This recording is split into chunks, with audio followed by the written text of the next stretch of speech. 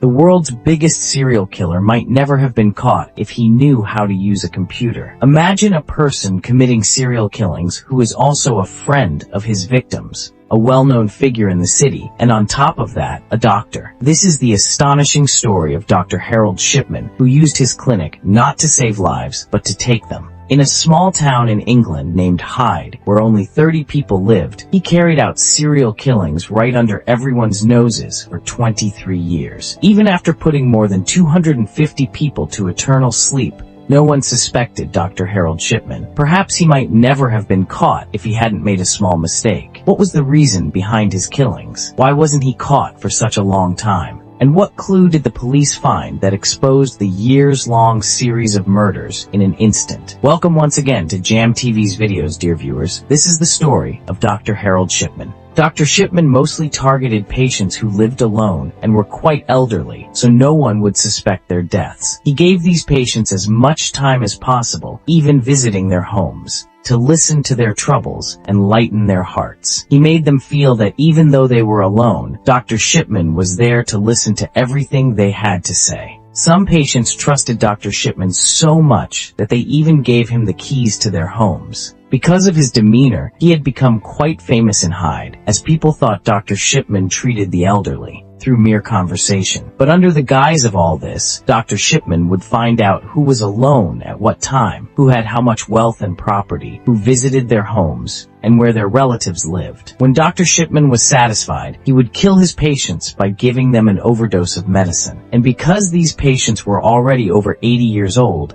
no one suspected their deaths. This continued for many years. Not only was he not caught, but no one even suspected him until he made a mistake himself. Dr. Shipman began his career in a town called Pontefract, 70 kilometers away from Hyde, where he worked in a hospital. Then, in 1974, he left Pontefract and moved to Todmorden, where he took a position as a general practitioner at the Abraham Ormerod Medical Center. During his job there, he prescribed high quantities of pethidine to some patients. Pethidine is actually a painkiller, but is a highly addictive medicine. Dr. Shipman was addicted to pethidine himself and deliberately prescribed this medicine to his patients, even when they didn't need it. As a result, patients felt very good after taking this medicine, although they didn't know they were becoming addicted. This was why Shipman's patients were attracted to him, even if they didn't want to be. After being caught, the hospital administration fired Dr. Shipman, and the matter reached the point where his license was about to be canceled. But Shipman managed to save his license. After spending a little time in a rehab center, when everyone forgot about him,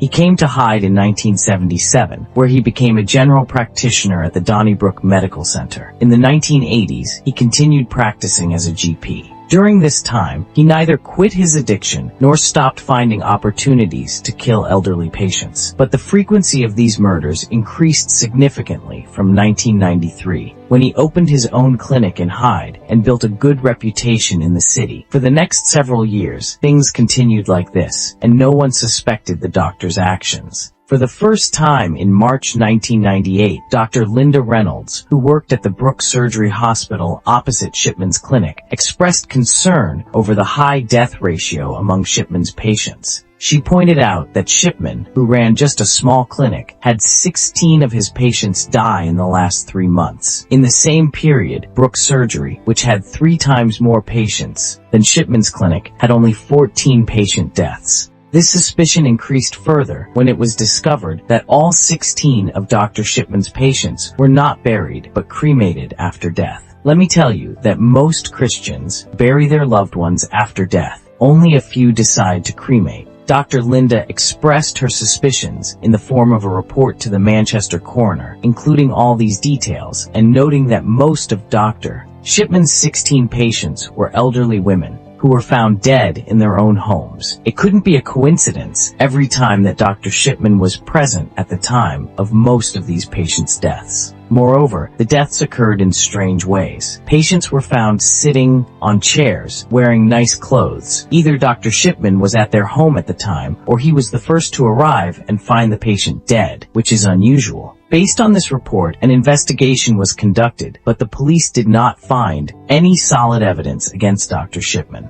After a month, the investigation was closed. When Dr. Harold Shipman's patients died, he himself would sign Form B, the form that the treating doctor has to sign, stating the cause of the patient's death. But the problem was that Form C, which is supposed to be signed by another doctor, was often signed by Shipman's doctor friends, or those who didn't suspect him. In this way, Shipman would write false information in his patient's death certificates and easily send them for cremation, and no one would suspect anything. Because of this process, many deaths remained uninvestigated, allowing Shipman to easily hide his murders. After the investigation was closed, Shipman put 3 more people to death, but the time of his capture was near. Shipman's last victim was Kathleen Grundy, an 81-year-old former mayor of Hyde, who died in her own home on June 24, 1998. Here too, Dr. Shipman was the last person to see Kathleen alive. He later signed the death certificate, stating the cause of death as old age. Kathleen's daughter, Angela Woodruff, was herself a lawyer. She became suspicious of her mother's mysterious death when she received a will from her mother, in which Kathleen had left her house to Dr. Shipman. Dr. Shipman was quite close to the family, and inheriting the house did not in itself raise suspicion.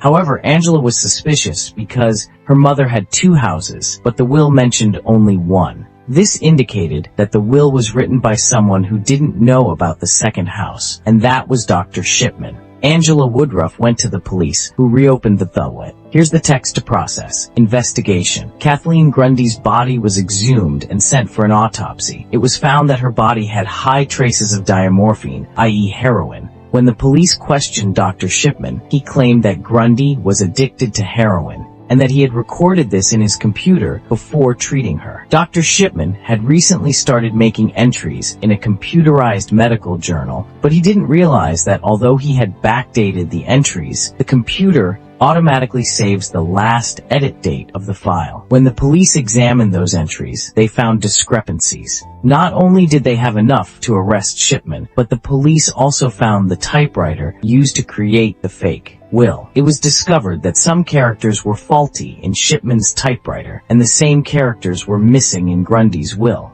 On September 7, 1998, the police arrested the well-known doctor of Hyde, Harold Shipman. When this matter came to light, others whose loved ones Shipman had previously killed also came forward. They had suspicions, but couldn't raise their voices against the city's esteemed doctor. When the police confronted Shipman, he claimed that Grundy was a heroin addict and had noted this in her medical records. However, Shipman had only recently started computerizing his medical records. He didn't realize that the system automatically saved the last edit date. Upon investigation, the police found that Shipman had entered the note after Grundy's death. Moreover, the police found the typewriter used to forge the will, which had broken characters that matched the forged document. On September 7, 1998, police arrested Dr. Harold Shipman. After his arrest, other families came forward, suspecting that their loved ones had also been murdered by Shipman. The police investigated 15 additional cases of patients who had died recently under Shipman's care.